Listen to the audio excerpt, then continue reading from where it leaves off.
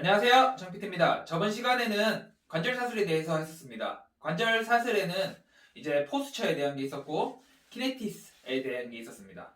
포스처에 대한 거는 우리가 구조적, 기능적 또 두 가지로 나눠졌었고 키네틱스는 OKC, CKC 이렇게 나눠졌습니다.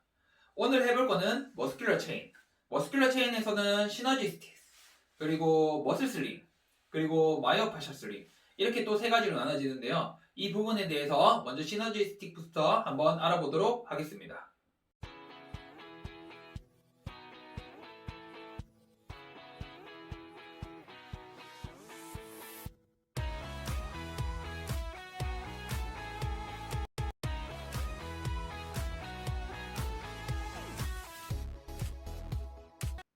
시너지스틱스는 협동근은 안정성이나 움직임을 위해 주동근과 같이 작용합니다.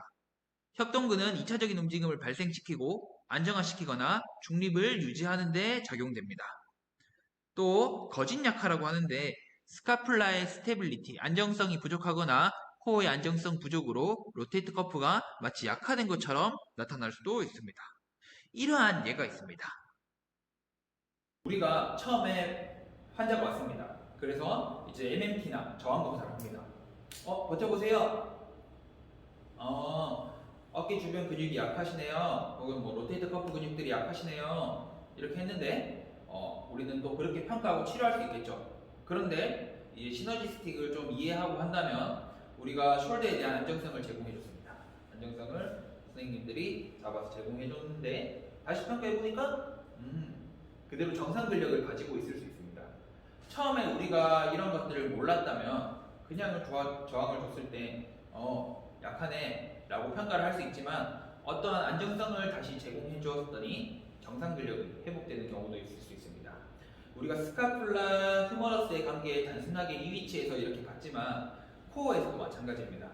코어의 안정성을 제공해 줬더니 넥 플렉션이 잘 될 수도 있고 숄더 플렉션도 통증 없이 잘 일어날 수 있습니다. 우리 휴머러스는 스카플라랑 연결되어 있고 스카플라는 또 소라시 코어랑 연결되어 있습니다. 이러한 연결에서 문제들이 발생했을 때 이런 원위부에서는 어떠한 저항의 약화가 될 수도 있고 혹은 통증이 될 수도 있고 이러한 문제점들이 나타날 수 있습니다. 또 이러한 예들도 있습니다. 코어가 약해서 우리가 에비덕션 하는데 그러면 보상작용이 일어납니다. 벌리는 것을 델토이드로 하거나 어퍼 트라페지우스로 하거나 혹은 트렁크의 밴딩, 큐엘 머슬을 사용해서 에비덕션을 하거나 이러한 것들이 나타나게 됩니다.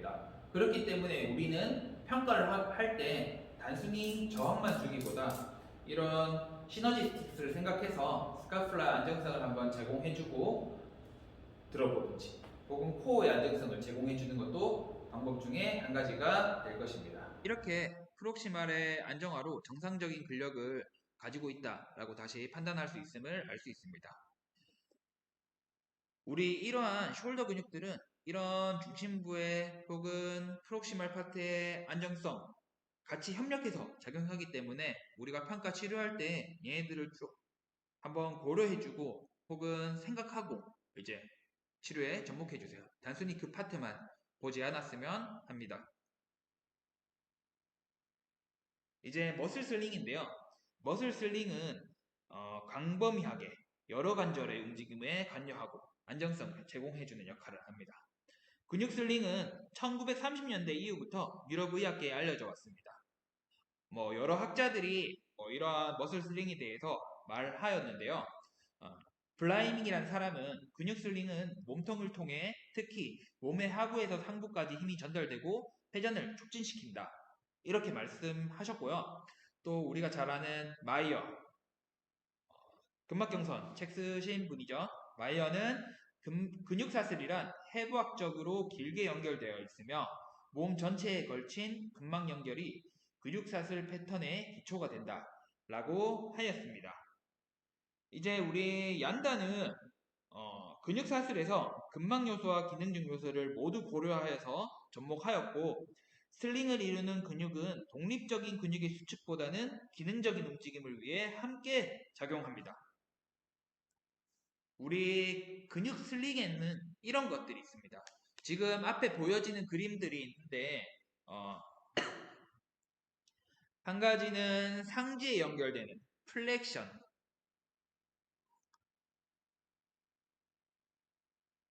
플렉서 슬링, 익스텐서 슬링, 하지에서도 플렉션 슬링, 이렇게죠. 플렉션 슬링, 그리고 익스텐션 슬링, 그리고 몸통에서도 세 가지 앞쪽, 그리고 뒤쪽, 그리고 나선 이렇게 나뉘어 있습니다. 뒤쪽, 앞쪽, 나선 이런 식으로 있습니다. 이 세 가지가 있는데 먼저 엔테리어 슬링은 바이셉스에서부터 팩 메이저 그리고 아이오 반대쪽 컨트롤 라테랄 메디우스 그리고 살토리우스까지 이런 식으로 연결되어 있고 그리고 스파이널 슬링 같은 경우에도 뒤에 룸보이드부터 세레투스 엔테리어가 연결되고 그 다음에 이오 그리고 반대쪽 컨트롤 라테랄 아이오 그리고 컨트롤 라테랄 힙 어덕션까지 이러한 식으로 연결되어 있습니다. 또 한 가지 더 포스테리어 쪽은 햄스트링부터 시작해서 햄스트링, 글루티얼 맥시무스, 소라코 룸바 파샤, 라티시무스 돌시 그리고 뒤에 트라이셉스까지 이렇게 연결되어 있습니다. 이러한 체인상에서 어떠한 근육 검사를 같이 해보면 또 문제가 같이 이 체인선상에서 일어날 수 있습니다. 트리거 포인트가 이 체인선상에서 같이 일어날 수도 있고 보상작용 같은 경우에도 이런 체인선상에서 나타날 수 있고 머슬 텐션도 서로 영향을 주기도 합니다. 그래서 체인선 도수 치료나 이런 곳에 접목을 할 때 체인선상에 있는 것을 같이 스트레칭 하거나 혹은 릴렉세이션 시켜주거나 릴리즈 해주시면 조금 더 이러한 슬링적인 접근법에서 접근할 수 있는 방법이 될 것입니다.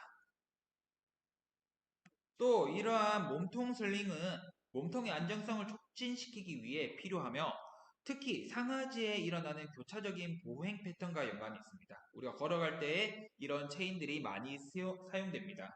또 교차적인 보행 시 뒤쪽 슬링은 뒤쪽에서 동적으로 안정성을 제공해주고 SI 조인트에도 안정성을 제공해줍니다. 뒤쪽 사슬에서 글루테알 머슬과 SI 조인트의 기능 이상이 중요 척도가 될 수 있습니다. 추후 뒤에서 나올 건데요. 이제 얀다 테스트에서 이제 힙 익스텐션 하는 동작들이 있어요. 힙 익스텐션 하는 동작에서 원래 글루테알 머슬 혹은 햄스트링 뭐 책마다 조금 다른 의견들이 있지만 뭐 글루테알 머슬이 먼저 수축해야 된다라고 하는 데도 있고 아니면 두 개 동시에 같이 수축해야 된다라고 하는 책들도 있긴 한데 일단 걔네들보다 라테이시무스 돌시나 혹은 일렉터 머슬들이 먼저 수축하고 하면 이제 이러한 현상들이 보상작용이 된다라고 말하였습니다. 그리고 제 개인적인 이제 인상적 사견으로는 이 체인들 선상에서 한 곳으로 부하가 너무 많이 가면 안 됩니다. 이 체인들 상에서 이 부하 정도는 나눠져야 되고 잘 협력되어야 됩니다. 이러한 것들이 잘 되지 않는 것들이 이제 링크들이 좀 깨져 있는 것이라고 생각되고 이런 링크들을 저희가 잘 연결해주는 것들이 이런 머슬 슬링에서 접근해야 되는 방법 중에 한 가지라고 생각됩니다. 또한 이런 머슬 슬링은 중심축이 되는 구조로부터 통해 연결됩니다. 여기서 봤을 때 스카플라를 기준으로 뭐 스카플라가 있으면 롬보이드랑 머스레투스 엔테리어가 연결된다거나 롬보이드랑 이제 트라이셉스가 연결된다거나 뭐 트라페지우스랑 앞쪽에 바이셉스랑 연결된다거나 이런 식으로 중심축이 되는 이제 키스톤과 머슬들이 이렇게 체인에 연관이 있습니다. 이러한 점들도 다 알아두시면 링크를 연결하는데 굉장히 많이 도움이 되실 겁니다. 또 한 가지는 이러한 체인도 있는데요. 이것은 DNS에서 나오는 First Oblique Chain, Second Oblique Chain을 의미합니다. 이제 체인마다 저도 궁금해서 여러 군데 물어보긴 했지만 어, 언급하는 학자마다 조금씩 이제 키머슬들은 다를 수 있다고 합니다. 그러나 지나가는 경로들은 다 비슷하니까 이러한 경로들로 이제 체인이 있구나라고 알고 있으시면 되실 것 같습니다. 숄더가 안정되었을 때 이쪽으로 익스턴 익스터널 로테이터 머슬, 그리고 세레투스 엔테리어 머슬, 그리고 팽 메이저 머슬, 그리고 EO, IO, TRA, 그리고 세레투스 인페리어 포스테리어, 그리고 QL 머슬, 그리고 일리오소아스 머슬, 힙 익스터널 로테이터 머슬, 그리고 이런 머슬들이 이런 방향으로 가게 되겠죠. 먼저 작용되고 골반이 서포팅 되는 어깨 쪽으로. 또 반대대 세컨드 오블릭 체인은 이제 그 이후에 회전될 때 하지에서 서포팅 안정화되고 반대대는 이제 밑에서부터 이 방향으로 끌고 오는 방향들이 끌려오게 되겠죠. 그래서 얘를 기점으로 해서 익스터널 머슬들 일리오소아스, 어덕터, QL, 세레투스 인페리어 포스테리어, 그리고 IO, TRA, EO, 그리고 팽 메이저 반대로 되겠죠? 이렇게 이런 입시라테랄이라고 하는데 동측 패턴에서는 다 이런 식으로 나타난다라고 합니다. 이거는 DNS에서 언급할 내용이라서 얀다 책에는 따로 나오진 않는 내용이니까 그냥 알고만 계시고 이제 이러한 머슬 슬링들 같은 경우에 이제 이러한 약해진 위크 링크들이 생기게 되고 이러한 것들을 잘 연결해 주는 것도 우리가 할 일들 그리고 이러한 체인 선상에서 문제가 나타나겠구나 라고 평가하고 이제 우리가 그 관점을 추가적으로 이제 임상적 추론을 하고 접목하는 것도 이제 중요할 포인트가 될 것입니다. 마이오파샬 체인입니다. 마이오파샬 체인은 근막은 정상적인 관절 운동에 중요한 역할을 합니다. 또 근육과 뼈 사이에 위치한 근막은 장력을 이용할 수 있고 근막 외피 안에 있는 근육의 수축으로 바깥으로 향하는 힘을 생산할 수 있습니다. 또한 근막층은 근막 사슬에 의해 발생된 영역을 모두 연결할 수 있도록 근육의 작용을 도와줍니다. 근막 자체가 근육을 싸고 있으며 또한 이제 텐세그리티라고 하는 모델은 이제 장력을 이용해서 그 건축물이 유지가 됩니다. 인체에서도 마찬가지입니다. 한 구조가 앞뒤 텐션에 의해서 유지가 되고 또 한 구조물도 그 위에도 텐션에 의해서 유지가 되고 또 그대로 유지가 되고 또 유지가 되고 계속 이런 식으로 유지가 되겠죠.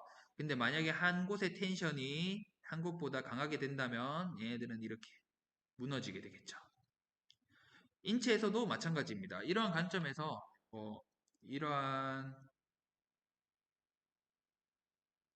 체형을 가지신 분들이 이런 그림을 못 그리긴 하는데 이렇게 있으면 이 뒤쪽 근막이 활처럼 이렇게 타이트해져서 이런 활처럼 이런 자세를 취하고 있다 라고 하시는 분들도 계십니다. 이런 텐세그리티 혹은 근막의 장력들 이런 것들도 우리 평가하는데 중요한 포인트들이 될 거고 사실 이러한 근막들은 이 위에서 잘 글라이딩 돼야 됩니다. 잘 움직여 줘야지 얘네들도 뭐 다른 곳에 영향을 미치진 않습니다. 이 사람들이 잡고 있는 것처럼 위에서 이렇게 잘 올 수도 있어야 되고 잘 갈 수도 있어야 되고 한 곳에 잡혀 있다면 이런 움직임 자체가 제한되게 되겠죠. 또 이런 근막 자체도 뭐 콜라겐 단백질로 만들어지고 여러 가지 회복 단계가 있다고 합니다. 얀다 책에서는 언급되진 않았지만 뭐 스트레칭 그리고 좀 회복되는 힐링 마사지 볼 같은 게 되겠죠. 또 그 다음에 스프링 탄성 있는 그런 게 될 거고 또 이제 컨트롤 할 수 있는 그런 것들이 이제 근막에도 굉장히 많은 이제 프로프리셉션들이 있다고 해요. 센서리들이 있다고 하니까 이런 근막들의 회복도 중요 포인트가 되고 이런 것들도 조금 더 공부해 보시면 좀 더 여러 방면으로 혹은 치료하는데 도움이 되실 겁니다. 또한 앞뒤로 근막에 대해서 이제 책에서 언급하고 있는데 어브도미널 파샤 그리고 소라코 룸바 파샤 앞뒤로 이렇게 흰색 부분에 파샤가 있습니다. 이 근막에 IO 머슬, EO 머슬, TRA 머슬, 팽 메이저 머슬, 세레투스 엔테리어 머슬들이 붙습니다. 보시면 팽 머슬 붙어 있고 세레투스 엔테리어 머슬들 붙어 있고 그리고 EO 그리고 IO는 좀 더 안에 있겠죠? IO, 그리고 TRA까지. 이렇게 붙어 있고, 특히 이 배근막에 IO, 팩토럴리스 머슬, 그리고 세레투스 엔테리어 사이로 대각선의 근육 슬링을 연결하는 연결고리가 됩니다. 또 소라코룸바 파샤입니다. 세 개의 층으로 구성되어 있고 엔테리어, 미드, 포스테리어 나뉘어져 있습니다. 엔테리어는 소아스 QL 이런 식으로 소아스 QL 엔테리어 파트, 미드 라팀스 돌시 어브도미널 TRA 이렇게 되겠죠. 그리고 마지막 포스테리어 머슬들 같은 경우 포스테리어 파트 같은 경우에는 가장 중요한 층으로 어깨띠, 허리뼈, 골반, 하지 사이로 힘을 전달시키는 역할을 합니다. 또한 뒤쪽 층은 상부 4분의 1과 허리뼈 부위를 연결시키기 위해서 마름모근의 하부 가장자리와 목 널판근에 부착됩니다. 이런 식으로 스펠레니우스 머슬들 그리고 롬보이드 머슬들 여기에 부착되어 있고 또 등허리 근막은 고수용성 감각에 중요한 역할을 하고 있습니다. 허리뼈의 감각 운동 조절에 영향을 줄 수 있다라고도 이제 얘기하고 있기 때문에 또 이 소라쿠rum바 파샤에 대한 조절 혹은 텐션 이런 것들은 중요한 역할이 됩니다. 어떠한 또 책에서는 얘는 여러 가지 머슬들이 다 부착되어 있는 곳이기 때문에 중앙이기 때문에 얘를 보고도 바디 밸런스를 판단한다고 하기도 하더라고요. 이쪽으로 한쪽 머슬들이 오버 액티베이션 많이 작용하면 얘는 그쪽으로 좀 끌려간다라고 해요. 그래서 이 모든 근력들의 밸런스가 중요하다라고 이제 하기도 합니다. 우리는 이런 근막을 통해서 근막의 신장성 부족과 조직과의 친밀도 부족은 관절의 자유도를 제한하고 더 큰 근막의 기능 이상을 초래하기도 하기 때문에 이런 사슬 반응을 평가할 때 꼭 근막의 영향을 고려해서 이제 치료에 접근해 주시면 근육 사슬을 좀 개선시키는데도 이런 근막 사슬은 서로 연관성을 분명히 미치게 됩니다. 그렇기 때문에 서로 오늘 한 근육 사슬들 전부 고려해서 이제 치료에 접목할 수 있다면 조금 더 나은 치료 방법이 될 수 있지 않을까요? 저번 시간에 한 관절에 대한 거, 뭐 구조적인 것도 있었고 기능적인 거, 그리고 키네틱, 체인에 대한 거, 그리고 오늘 한 근육, 시너지스틱, 안정화를 주는 거에 따라 근력이 또 달라지는 거. 그리고 머슬 슬링의 트렁크의 안정성을 제공해주고 이런 머슬 슬링 사이에 어떤 문제점들이 다 발생하고 혹은 통증도 생길 수 있다는 것. 또 마이오파샤에 대한 이런 텐션 그리고 고유수용성 감각들 그리고 이런 층에서 근육들이 나눠져 있다는 거, 근육을 싸고 있는 거 이러한 것들을 좀 평가할 때 혹은 치료할 때 잘 고려해서 접목해 주세요. 다음 시간에는 신경학적 사슬에 대해서 알아보겠습니다.